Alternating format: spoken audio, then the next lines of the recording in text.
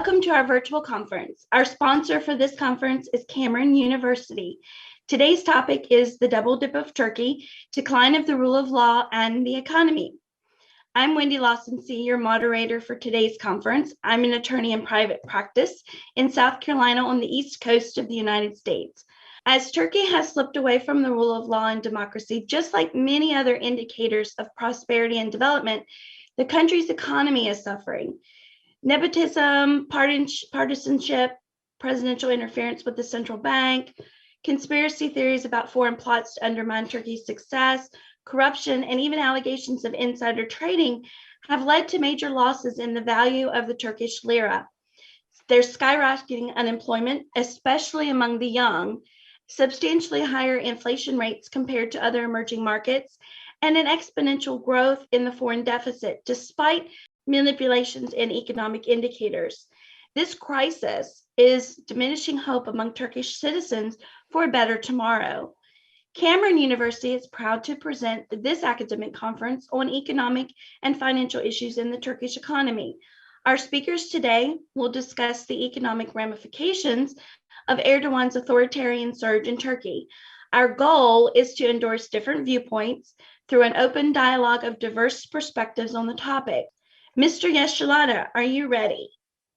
Yes, ma'am. All right. Thank you very much. First of all, I am grateful to Cameron University and Dr. Ali Soylu for locating me and inviting me to this conference, and of course to you, Wendy, for your great comments about Turkey.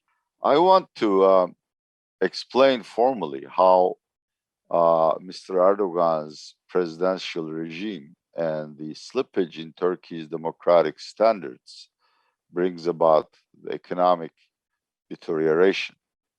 And as long as that regime, or at least its governing mentality, philosophy, remains in power, there is really not much economic hope for Turkey. Parenthetically, I must say, I look at economics from a broad perspective, more like as a vehicle for human development. And it saddens me to see Turkey slip in human development indicators as much as in rankings of per capita GDP. In my view, it is the collapse of institutions which at first sight to the lay watcher or reader don't appear to be related to the economic performance that has caused what I consider a collapse. In fact, we hear that from Mr. Sedat Peker. One very notorious example is Ziraat Bank, which is a state bank that's founded to help farmers, has advanced $750 million to an industrial holding company called the Demirören Group to purchase Hürriyet newspaper, which in my view is very mainstream. But Erdogan didn't like the guys, so he had one of his cronies, Mr. Demirören, purchase the newspaper, in fact, the entire media group. Mr. Sedat Peker claims Demirörens have not made a penny of interest payment on that loan. Obviously, I can't prove or disprove it, but it just shows you how deep corruption and intervention with the market economy has gone.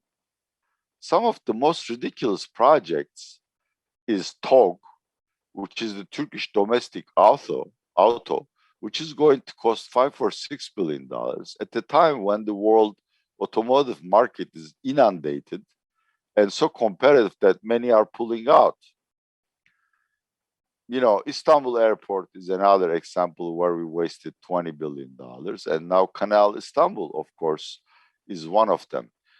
These are projects that the private sector will not do, not because it is not capable of undertaking, but because it finds such projects incredibly unprofitable.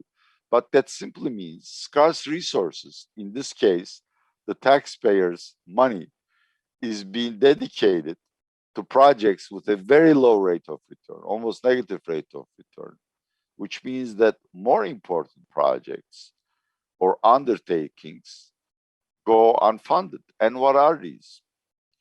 In my view, Mr. Erdogan's biggest mistake is that he has overinvested into hardware. That's bridges, airports, sports arenas. Basically, education and media are not educational tools, are not tools that would foster a culture of free thinking and innovation. These are obviously very serious problems. And I think they are very strongly correlated with the fact that Turkish per capita GDP has slowed down substantially. I think Turkey is ready for better days. I think I'm not making any claims that Mr. Erdogan will go, but the mentality will change because people want change. And once we have a new philosophy of governance, Turkey will improve rapidly. But if I'm wrong and Mr. Erdogan and his mentality were to stay in power, uh, Turkey would have lost the battle forever. And I really don't see any hope for the next two generations. Thank you. Thank you, Mr. Yashalat. I appreciate your comments. I agree with you that having a stable judiciary is it's fundamental because, as you said, contracts, in order to grow an economy, you need foreign investment. And if a company outside of Turkey doesn't believe their contract will be enforced in Turkey, they're not going to invest in the company that they want to in Turkey. So even your domestic production, then you end up with the next step is you can't get the foreign investment, you can't get the money flowing. And so then the government steps in to fund, as you said, these things that should be private ventures. And private ventures won't do it because there's no money in it.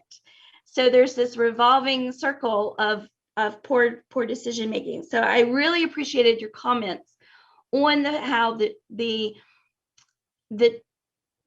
diminishing of the rule of law itself and the independence of the judges and their ability to make decisions independent of palace guidance is very core to even the economy. So what is the forecast in your mind, given the fact that Erdogan has closed so many schools and universities, very directly related in science and math?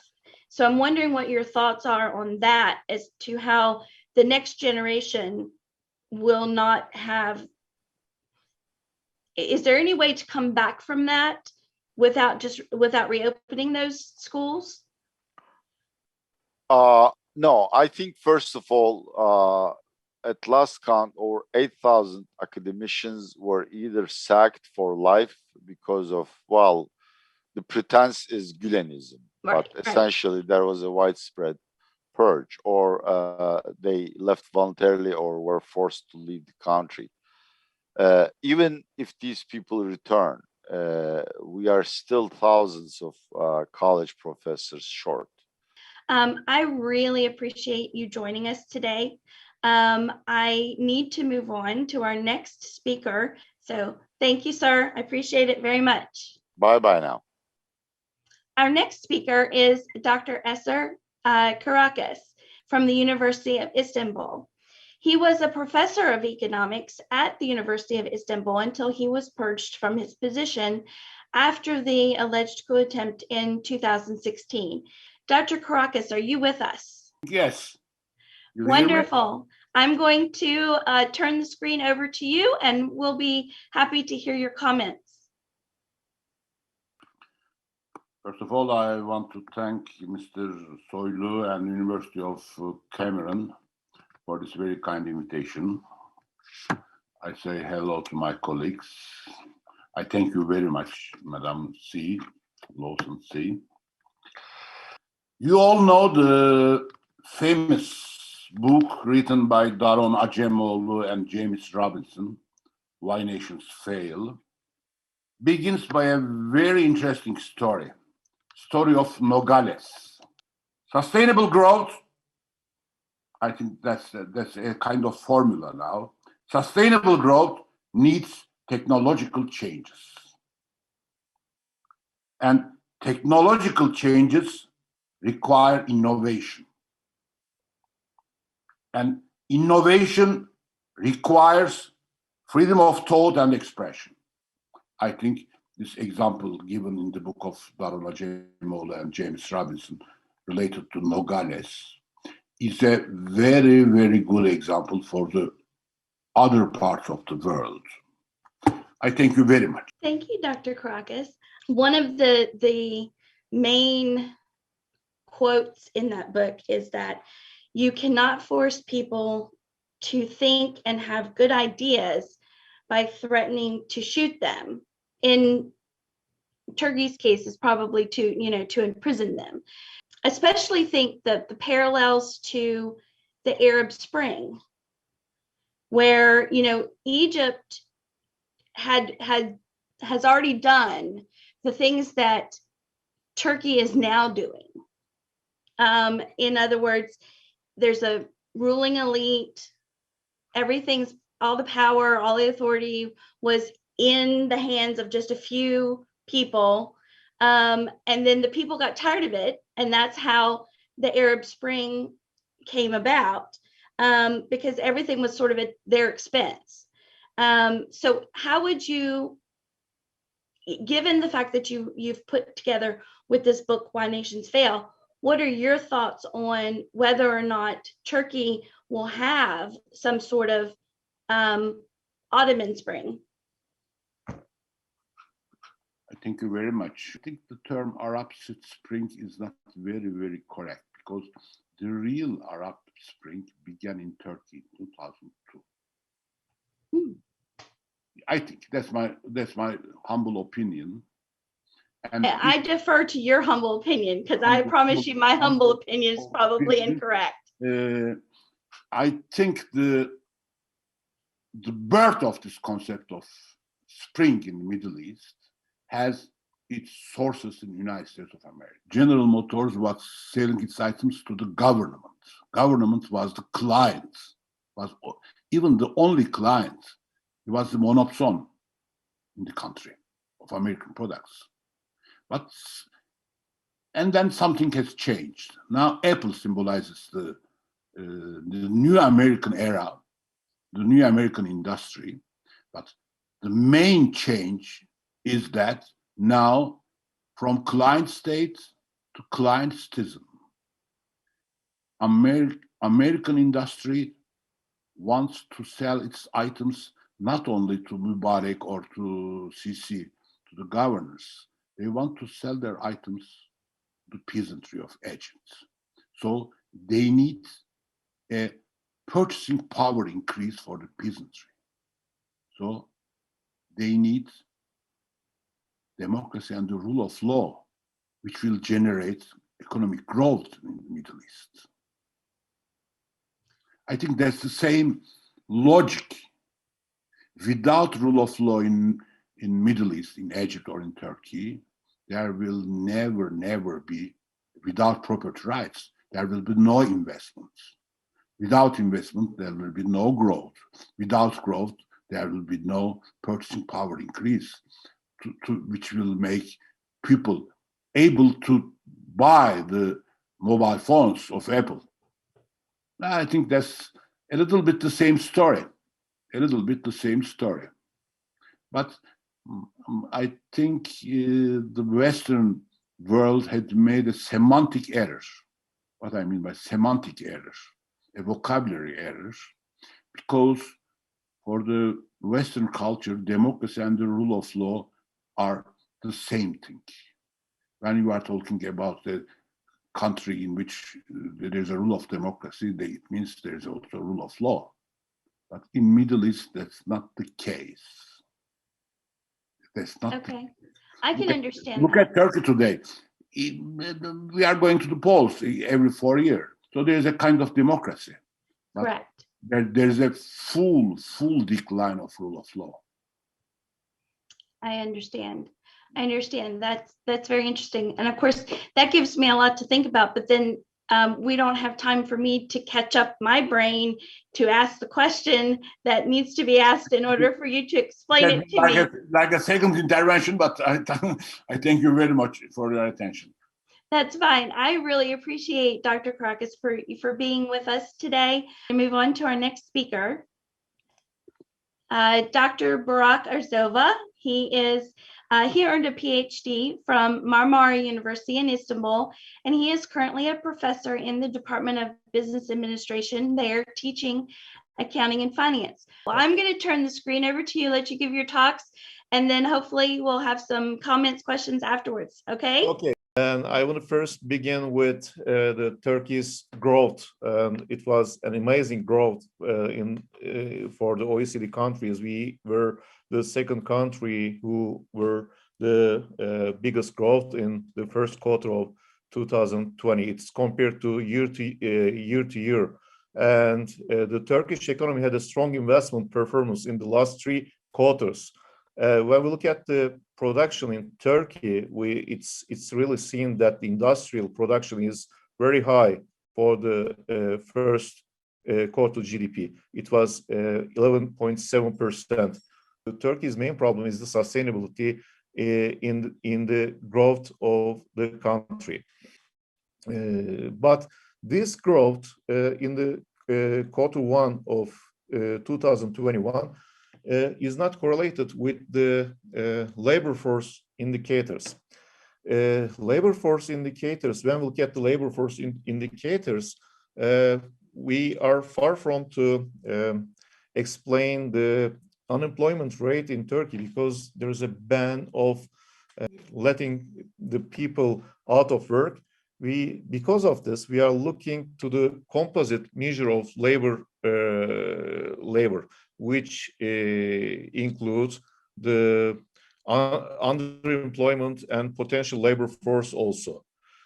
And the value of Turkish lira also is very important. It's undervalued Turkish lira and against US dollars and the euro, and it helps also to increase the demand to Turkish products. And the changing situations of sectors also is very influential in Turkey.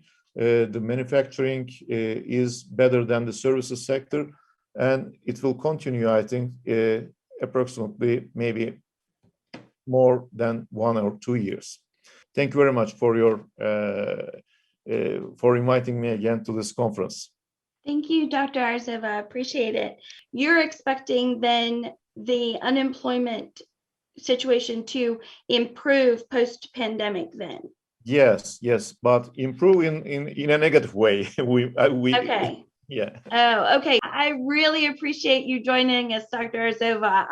Dr. Ghoshal obtained both an MA and a PhD in economics from the University of Paris.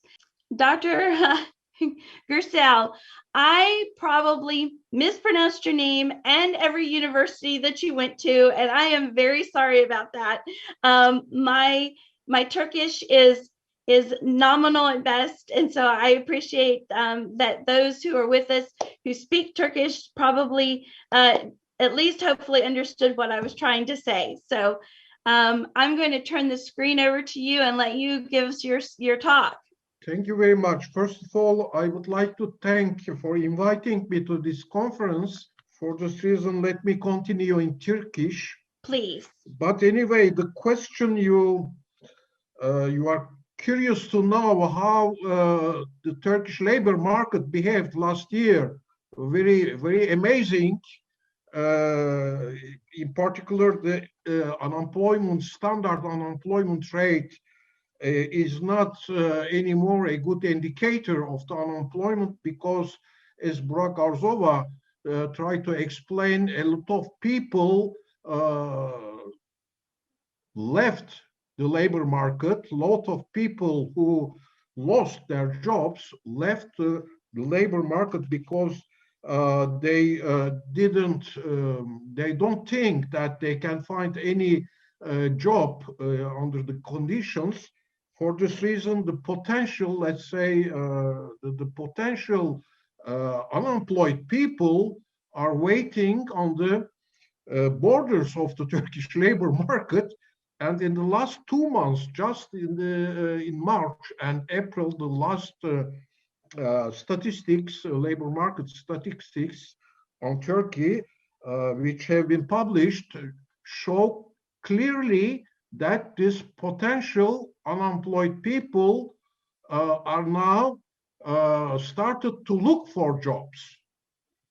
So the employment is increasing, but in the same time, the unemployment rates also are increasing because the labor force is increasing more rapidly than the employment increase. So this is the reason why I agree with Barack Urzova. This is why in Turkey, in the next in coming months and even in coming year, we can observe a rise in the unemployment rate, while the growth could be, the GDP growth could be positive. Thank you very much. Well, Dr. Kourakis would like to give some input. So please, sir. Thank you very much again. I have two questions to Seyfettin. Those questions are not for a debate. Those are the questions that I don't know the answers. The first one is the following. We have international comparison tables published by many organizations about the per capita income, rule of law index, about whatever you imagine, concerning about 200 countries in the world, member of United Nations. As a proxy, I can say that Turkey is always placed somewhere in the middle. For example, in the United Nations Development Program, in concerning the Human Development Index, we are a little bit better. In the Rule of Law Index, we are not so good. But there is one table, that's the inflation rate international comparison table, that Turkey is among the 10 worst countries in the world. Do you know the answer of this? Why the inflation rate in Turkey is so high?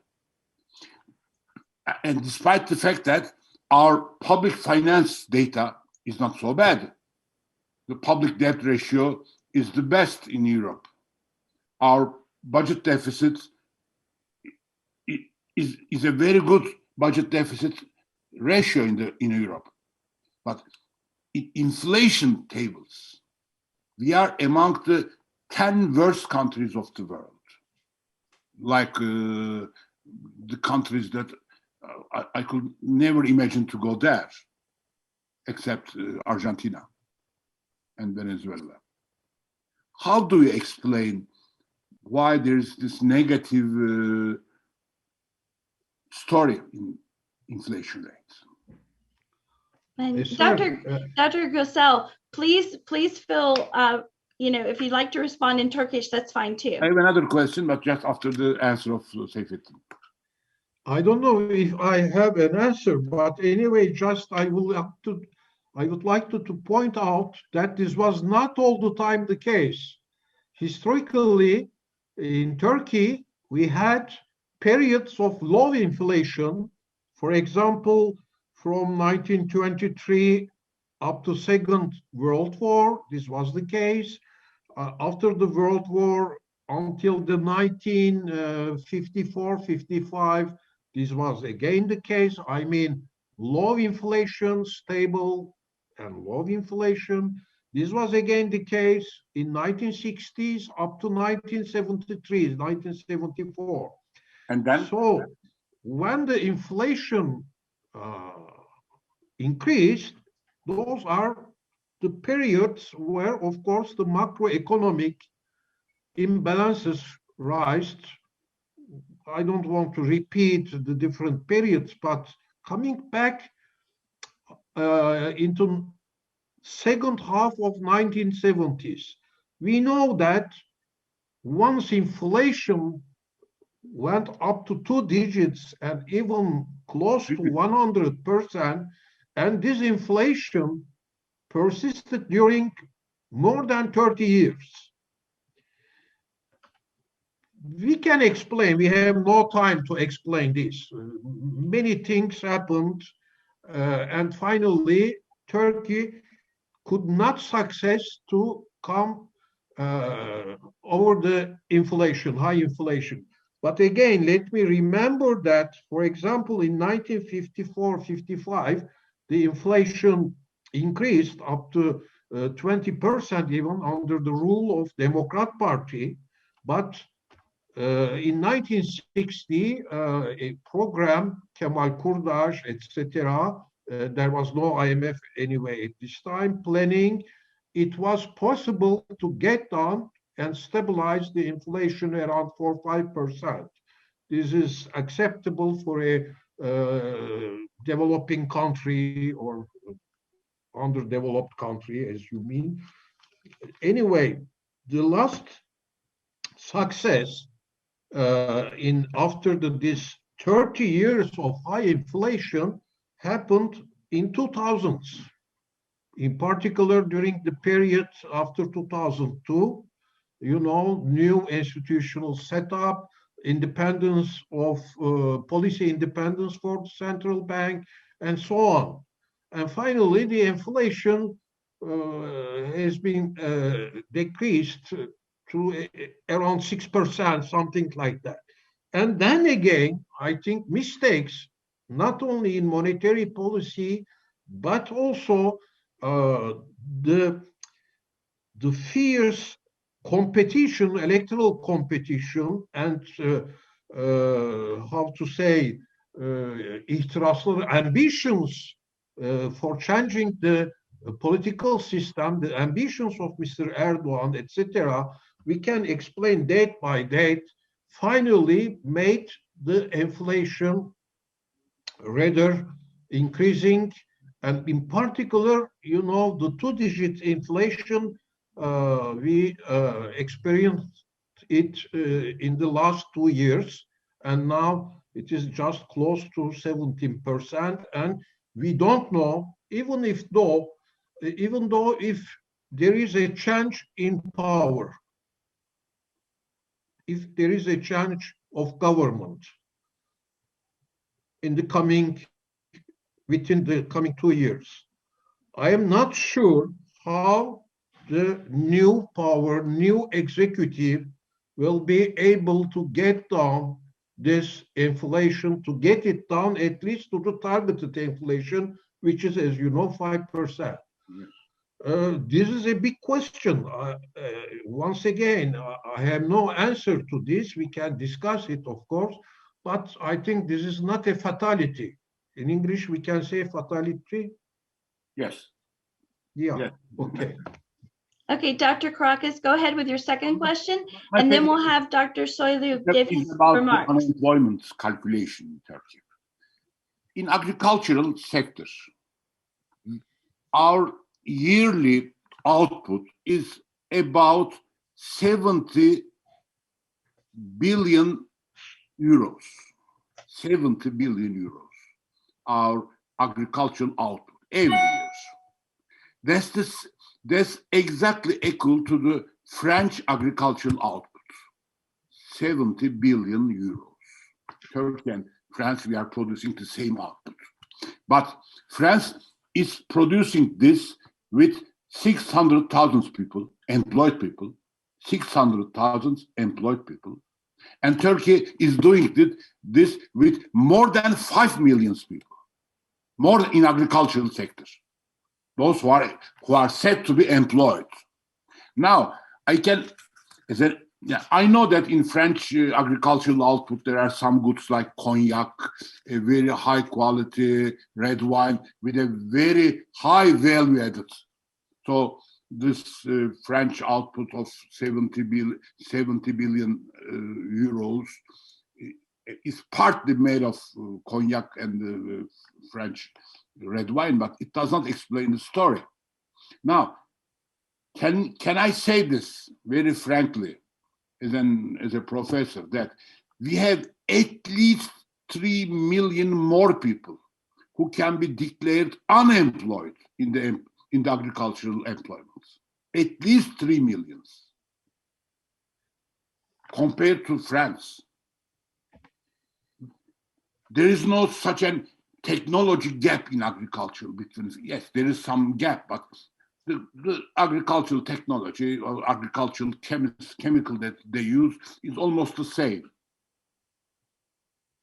So I think that we have to add at least 3 million more people to the unemployment in Turkey that will come potentially in the agriculture. Am I right or wrong, Seyfi? You are the master of the story. You are absolutely right. Yay. So It's this always is, of good to be course, right. one of the historical and structural problem of Turkish economy, the low productivity in agriculture. Yes. But again, you are aware of it.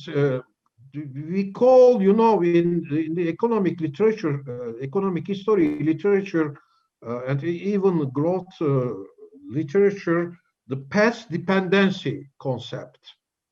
We inherited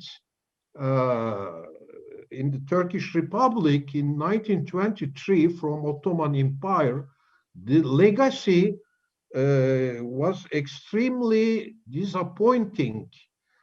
In 1923, there was the part of agricultural employment in total employment was 80%. And this continued until 1950. In 1950, there was still 80% of employed people working in agricultural sector.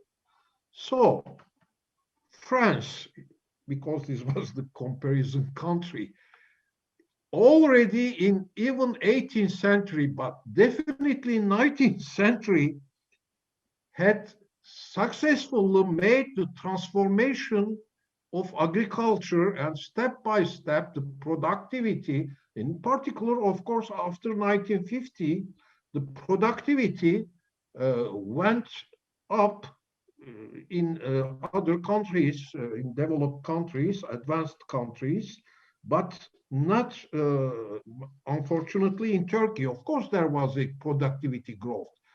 We are now, the agricultural employment, the part of agricultural employment is still 17%.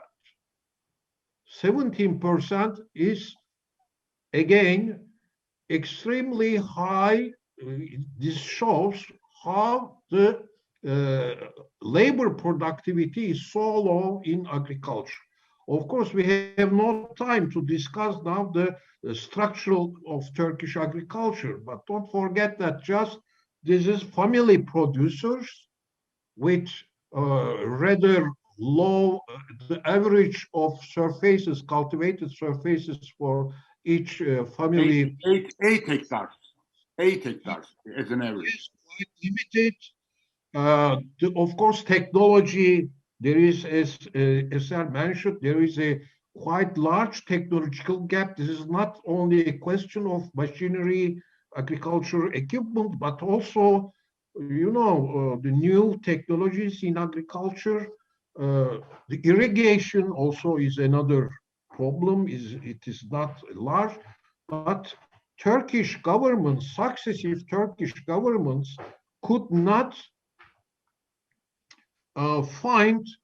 could not make a structural reform in agriculture for electoral reasons, for populist policies, and so on.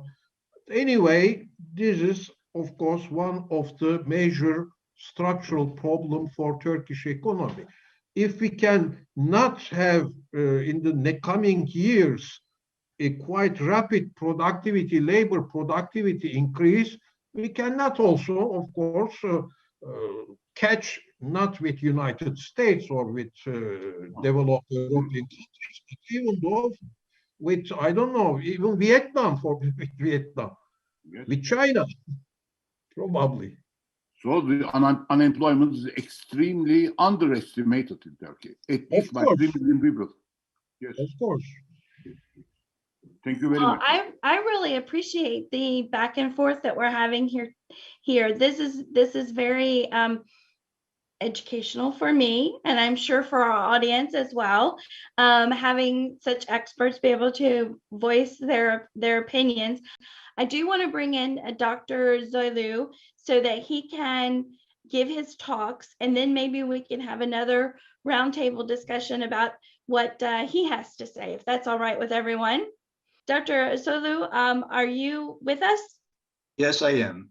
Okay, great. I can hear you very well. So if you'll go ahead and give us your thoughts, and then we'll come back. Thank you very much being moderator for this conference. I'd like to thank all participants, our distinguished speakers. This event would not take place without their contribution. Thank you very much to all. In order to talk about economy, to think about economy in general, we need to be aware of the rule of law, freedom, innovation, technology. So Turkish economy was in a position to compete in the global environment until 2013. Macro and microeconomic indicators showed that the Turkish economy was progressing in a positive direction. While unemployment rates, inflation, and interest rates were falling, Turkish currency was maintaining its value against the foreign exchange. So Turkey has become an attractive and reliable country for international financial institutions and foreign investors. So hot money was entering the country and exports were increasing. In the first 10 years of Erdogan's administration, there have been important developments, although not enough, in terms of freedom and human rights. However, Erdogan and his government used the increasing public support due to this positive development to implement their hidden agenda. There are several obstacles, challenges Turkish economy is experiencing. There are many, we may add more to the list. What happened at the beginning, it was doing good. And I personally was proud of my country that the economy was in a good direction, in the right way. Unemployment rate, interest rate, inflation rate, all these macro and microeconomic indicators were going down in a positive way, or going up in some others, of course, you know. But his administration started to clash with the individuals and groups that he has long opposed. He started to clash with the army in 2007 and 2008, and especially with the Kurds and the Gulen movement in 2013 and after. There are political discussion. I'm not going into that discussions, who is right, who is wrong, but they are, when I say they, Erdogan government are the one responsible for the Turkish economy. So they are the one get support from people from public. People vote for them, give them right to manage the country in the right way, not for their own interest. As the support for Erdogan and his party increased, he fought harder, start fighting against his opponents, and began to destroy the accomplishment by the Cumhuriyet, we call republic. One by one, he started to implement his own agenda. He doesn't abide the existing law, nor does he abide the law he created by himself, by his administration. Or he started to establish a media system under his command that would make propaganda for the continuance of his power by using the state resources. He offered journalists and television broadcasters high salaries and opportunities that they could not even imagine in their lives. He minimized criticism by inviting opponents from the media and politics to his party. Erdogan's evolution from a democratic leadership that controls everything, the reason why Turkish economy has gone upside down. So at the beginning, as I mentioned earlier, he was showing a democratic leadership, cooperating with other groups, combining together to help Turkish economy to grow. However, later on, his evolution from democratic leadership to autocratic leadership, he wanted to control everything in just the way he wants. He said, my way is the highway. So this is the way I manage the country. I manage the country as a company, and I am the CEO of the country. The way I want, I will manage. So this is not democratic. This is not fair. This is not what people let him to do. So that's why Turkish economy has gone upside down. To me, this is the way I see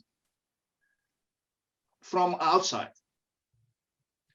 I have been in US for 25 years and never noticed the president is interested in a park where the park will be established, or a highway, or a bridge. US president do not deal with these things. So the presidential position is in the highest level and must be respectful position for everybody. Turkey's economic competitiveness has been weakened by Erdogan's fight with his opponent inside, his avoidance of positive diplomacy abroad, his inability to transform and compete in agriculture, as mentioned by earlier speakers. His frequent replacement of autonomous central bank presidents 3-4 times last couple of years, and most importantly, his destruction of quality human resources, which has been the output of many years. For an individual to be productive in economy, we need about like 20-25 years to educate him, to make them ready.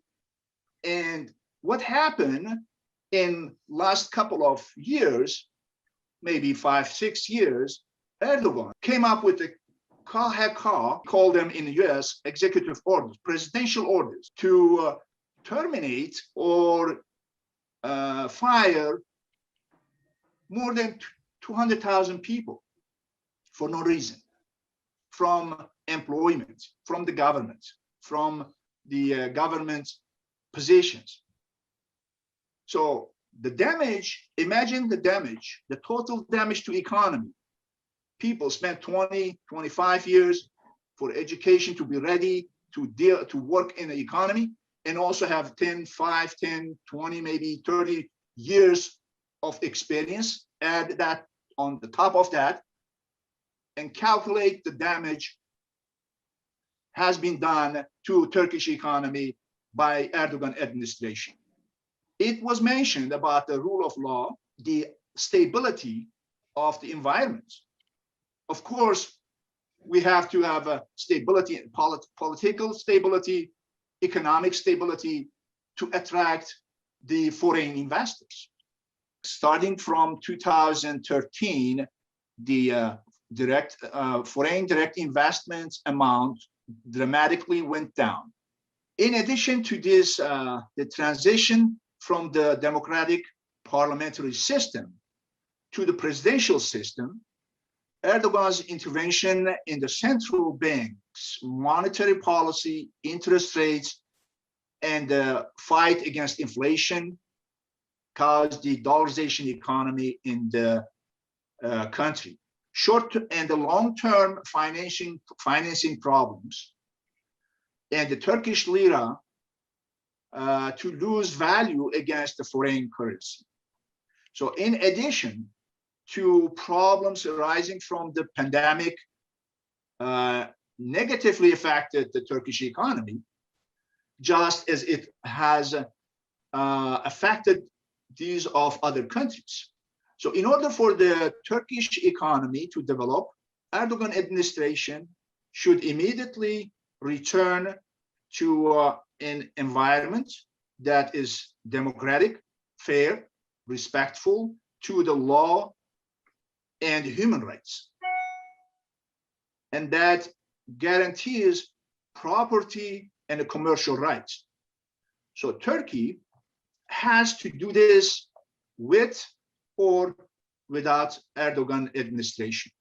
I am going to share gross domestic product over the years. It was about 9,500 or near to 10,000 in 2008 and 10, and it increased up to 2013, about $12,000, and went down. What happened after Erdogan start fighting with the people like Gülen movement, Kurds, other group of opponents, oppositions with the opposition parties, and using a disrespectful language, dividing the country exactly in the middle. Decision makers, administrative people didn't make good or right decision to lead, to direct the country. So that's why the gross domestic product went down dramatically from about $13,000 per capita down to 8,500. So the total gross domestic product of Turkey is about $720 billion. So which is still okay. It makes Turkey, place Turkey in the first 20 countries in the world. However, according to the capacity of Turkey, the resources, human resources, population, and other infrastructures, Turkey must be in a better place. The target was about being in the first 10. That was the initial target for Erdogan's administration. And the export amount per year was to hit the $500 billion. But now we are still under $200 billion. And from 17th in the developed countries, now we went down to 20th. So this shows that the Erdogan administration is not able to fix the problem. Our distinguished speakers earlier mentioned about the rule of law, the stability, get back to normal for Turkish economy. Cameron University. So we also specifically thank them for sponsoring today's program. You hit on a couple of the things that I was thinking about when I was talking about the unemployment situation and that sort of thing, is that you have this mass of people who are unemployed, underemployed, unable to, they're either on the government, roles because they're unemployed and they're unemployable, or you have this drain on the economy. And so I'm wondering, how do we get back to the upswing? So you showed, 2013, everything started to go down. How do we get to the upswing without some sort of governmental change? Well, thank you very much for your question. That's an important question. We are not in a position to discover something new. So we have to look at the world, the contemporary world they are doing. There are some fundamental principles we have to follow. For the liberal capitalistic economy, for example, since Adam Smith, we have to respect the right of the property and let people, entrepreneurs, investors, we have to let them to do what they want to do.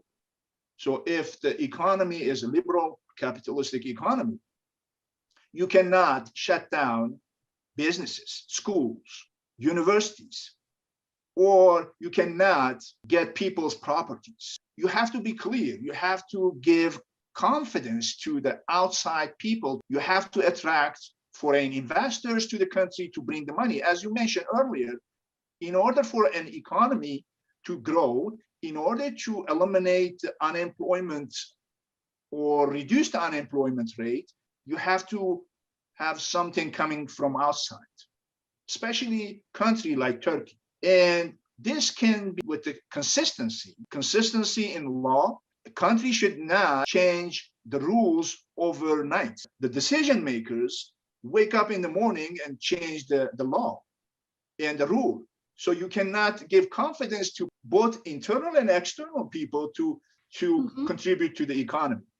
So our people are running out, taking their money, selling their businesses, and running out for a better environment. Instead, we have to attract people to come in, but they are running out. So there is a big problem. Inflow capital, inflow investment, foreign investment is less than outflow. So more is going out than coming in. So political stability, rule of law, providing trust, people can trust the government. Decision makers must not fight with their own people. They have to provide infrastructure, stable environment, so people will help the economy to grow, to contribute to the economy. We have to bring the peace to the country. People believe each other. People believe the government. They can predict what will happen in the future in the next 5 years, 10 years. However, we don't have this. Unfortunately, we don't have this in Turkey now. So this is shame on us that we cannot provide a stable environment for everybody to help to contribute our economy. And everybody suffers. Our income is going down. The quality of life is going down. The power of purchase is going down. Inflation up, interest rate up. It's shame. I mean, we were proud of our country 10 years ago. And I want to go back to that point and be proud of my country again. Okay, well, I appreciate that. Dr. Gürsel, do you have any comments for Dr. Soylu or any questions? No, thanks. Thanks very much. This was very interesting. Thank you. Thank you. How about you, Dr. Caracas? I thank you very much. Really. Okay. Well, then we're going to close out our conference. I really thank each of you for being a part of us today. I especially want to thank Cameron University for sponsoring the virtual conference. Don't forget to subscribe to this YouTube channel to see both prior and future conferences on Turkey. And please help us by leaving feedback and comments on this YouTube page as well. And I really appreciate everyone attending and thank you for watching. Wendy, I'd like to thank Dr. Caracas and Dr. Gürsel for participation and accepting my invitation for this conference. I appreciate, I know them like for years, not personal, I mean like face to face, but I know them from media, from TVs, from their books. But this was the first time we see each other.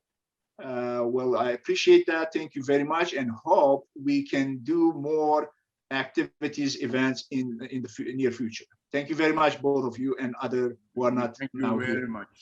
Thank you very much. Thanks everyone. Thank you to you Thank too you very much for your time, Wendy. Thank you very much. You're very welcome.